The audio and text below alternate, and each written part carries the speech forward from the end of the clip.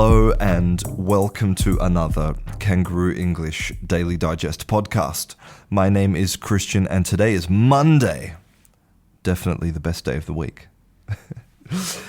I have been away for a couple of weeks and I have spent a lot of time in the past couple of weeks reading and thinking a lot about language and thinking about the bigger picture of language and, you know, what it is, what it means to be human. quite sort of deep philosophical thought. That's one of the reasons that my wife hates to go on holiday with me.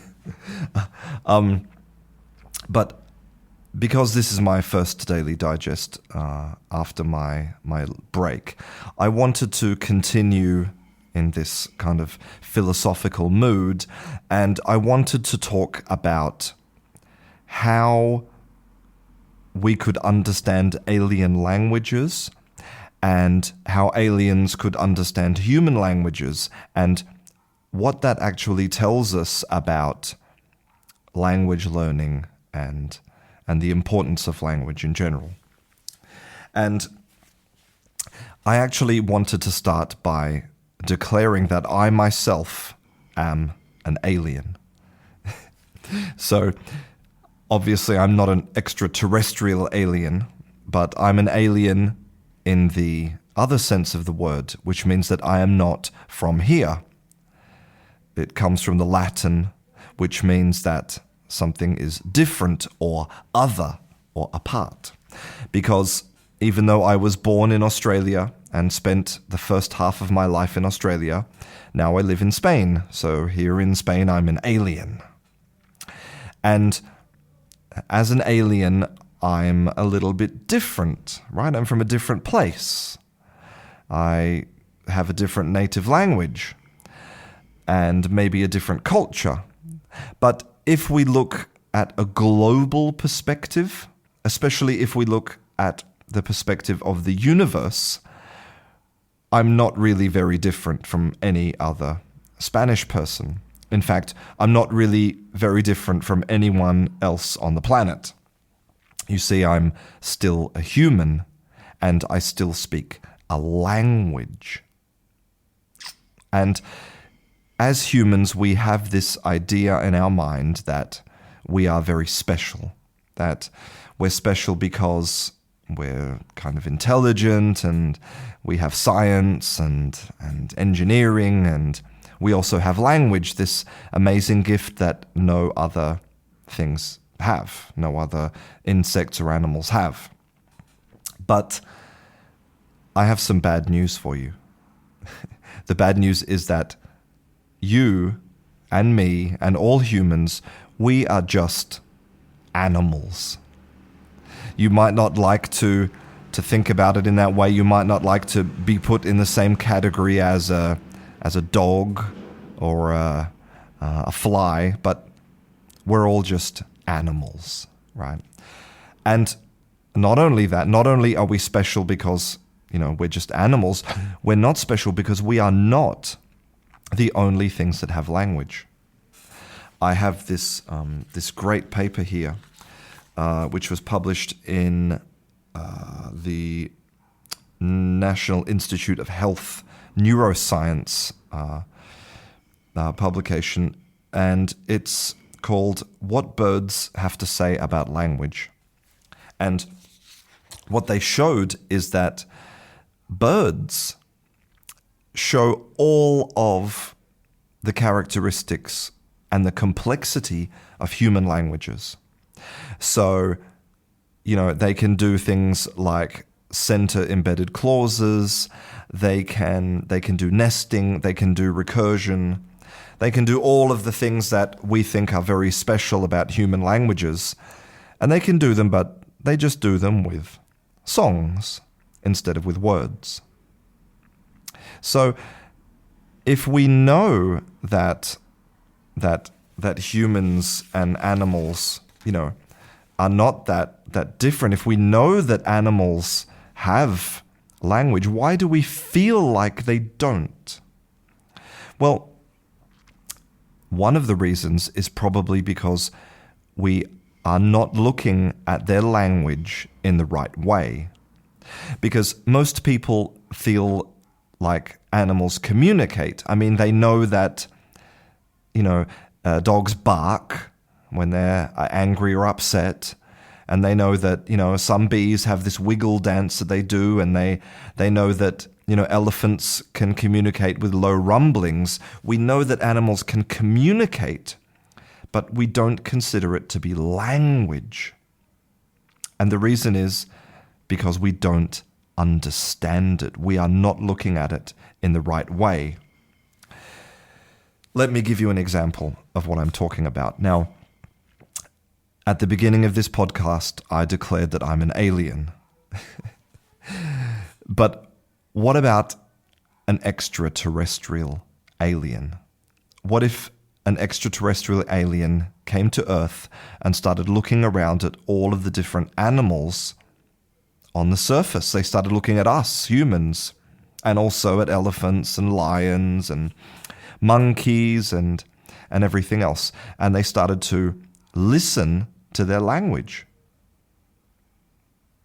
What would they hear? Well, if they listen to human languages, they might hear something like a sentence. Like, for example, I like shopping with David. I like shopping with David. And the aliens might choose to record that sentence and try and analyze my human language. What does it mean? How does it work? And maybe they might look at the spectrograph, the visual representation of my audio. If you've ever seen a spectrograph, it looks like a kind of TV static, and it shows the frequency of our speech. And if they break up my sentence, they might see that it has these syllables. And so they might decide that those syllables are something important, those powerful parts of my speaking. They might say that each one of those contains something useful. So they look at my sentence, I like shopping with David. And they say, okay, let's look at all these little words that we have. I, okay, that's a word. Like, well, there's another word. Shop, there's another word, a word shop. Then there's a word ping, and there's a word with, and there's a word day, and then there's a word vid. We have all these words. I wonder what a shaw is. What's a shaw? What's a ping? I wonder what a ping is. What's a da? What's a vid? And so they would not understand the way that my syllables do not actually relate to nouns and verbs and adjectives and adverbs. Syllables are just part of the way that I speak. But if they started analyzing my syllables, they would find it very, very difficult, maybe impossible to ever understand human speaking. And maybe that's the same thing with animals. We're looking at animals in the wrong way. And I have this great paper here published in the Perspectives on Psychological Science very recently, in just a few weeks ago, called Animals Have No Language and Humans Are Animals Too. And in this paper, they show these different spectrographs of human noises. They show how human noises are different depending on if you are begging, if you are in close contact with another human, if you are in distress or alarm, or if you are mating. And if you look at these pictures of this audio information, you can very clearly see how it's different depending on the different situations. And that's interesting, but we already know that about human languages. But in this paper, they did the same thing with a bat and an otter and a finch, a type of bird. And the bat and the otter and the finch all had different types of noise that they make in those different situations. In a begging situation, in a close contact situation, in a distress or alarm situation, or in a mating situation, just like humans. The difference is that we just don't understand what they're saying because we don't have their perspective on the world. And this is where things start to get really interesting, where we really start to understand why this is important. Now, we know that all languages have nouns and verbs, right? I mean, a language must need nouns and verbs to communicate. It's impossible to imagine language without nouns and verbs. But let's have a closer look at what exactly is a noun. And let's look at something like the human body. Now, as an English speaker, when I look at my human body, I can easily divide it into all of those nouns that I know. And because all humans have bodies and all humans share a similar experience in the world, it's easy for all humans and all languages to divide up and have words for body, right? I mean, we all have words for fingers and for hand and for arm and for neck, right? Well, no, it's not actually true. Some languages make no distinction between the arm and the hand. And other languages make no distinction between the arm and the hand and fingers. And when you think about it, it makes sense. I mean, nobody told us that we must divide the fingers as a separate object, right? Why do we do that? It's part of culture. And let's look at the neck. In English, we have this one word for this neck, this tube and cylinder that connects the head to the body. But some languages have separate words for the front of the neck and the back of the neck. So let me ask you a question. If I don't have a noun for that part of my body, do I really understand it? Can I communicate with it? Can I talk about it? Does it change the way that I see the world? And then think about this. Imagine if I want to say, well, I have a pain in the back of my neck. If I need to use a phrase, the back of my neck, if I need to use those 4 different words to describe a place, does that then become a noun? So you can see how the definition of a noun, well, it's not actually really that easy to define. And nouns, well, maybe we don't need nouns. Maybe we can talk about parts of our body in different ways. It's obvious that those people who speak those languages that don't make any distinction between fingers and hands and arms, they're still able to communicate all of the things they need to communicate about the body. But what about verbs? I mean, clearly we need verbs to talk about actions, to talk about things happening, to relate language to time. I mean, how can a language exist without verbs? Well, it's actually possible. And thanks to Sylvia Sotomayor, we know exactly how it's possible. Because Sylvia Sotomayor, she invented a language called Kalen. It's something called a conlang, a constructed language. She is a linguist, and she created a language without verbs. And it's beautiful, it's elegant, and it's possible, using this language, Kalen, it's possible to translate into Kalen and out of Kalen from any language in the world. So how does it work without verbs? Well, instead of verbs, it has these 4 little words called relationals. And what they do is they show relations between nouns. And the first relational is la. La is the relational of existence. So if I say la jacela, jacela is a bowl. If I say la jacela, that means the bowl exists. If I say la jacela su jatewa, that means the bowl is on the table. Basically, bowl, table exists. Another relational is ni.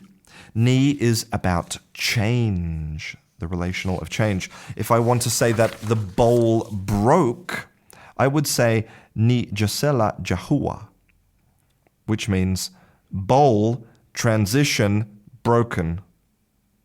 You see how that works, right? And I could also use it to say he moved from the city, or he is from the city. I could say Nisayen Ru Jamonre, which means his location changed from the city to somewhere. Another type of relational would be se. Se is about transactions. It's about give and take. I could use it to say something simple like, I gave him money. Tell me anteni pe. I, money, transaction. I, money, give. Or I could say even teme yen, which means she said to her. Basically, she gave words to him. And so using just these 4 very simple relationals, we can have a language which is just as rich and expressive as any other human language, but with no verbs. Now, what does this tell us about language, about learning a language? Well, there are some really interesting things here in this philosophy that I'm talking about. Now, the first one is, in this language, Kelen, it shows that thought has no language. If I can translate a piece of text from English into Kelen and then from Kelen to Spanish, and those languages are different, and one of those languages doesn't have any verbs, then it tells us that concepts and ideas and stories exist completely independently of language.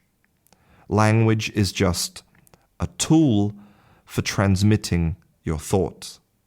So that's why when you're learning a language, part of that, a big part of that, maybe the most important part of that, is actually learning how to think. Having something to say. I don't care if your language is perfect if you've got nothing to say. I want to hear all of your interesting thoughts and ideas with mistakes, if necessary. But the second thing it tells us is that if we want to understand a language like Kalen, which has no verbs, or if we want to understand a language like Spanish, which has verbs with 50 different conjugations, I also need to understand the way that Kalen people and Spanish people view the world. I need to understand the way that they think and the way that they express their thoughts. Because the way that a Kaleni person or a Spanish person expresses their thoughts is going to be very different from my mode of expression as an English speaker. And you will never be fluent in English or any other language unless you understand the culture. And that's why sitting in front of a workbook and memorizing lists and memorizing grammatical structures will never get you fluency, because you will always miss the cognitive aspect. You will always miss the part that's necessary for you to understand what it means to think and to express yourself in that language. So you need to throw that workbook in the bin. Well, I hope that today's Daily Digest has given you a lot to think about, and when aliens do land, we'll have something to talk about. I'm Christian, this is Kangaroo English. I'll see you in class.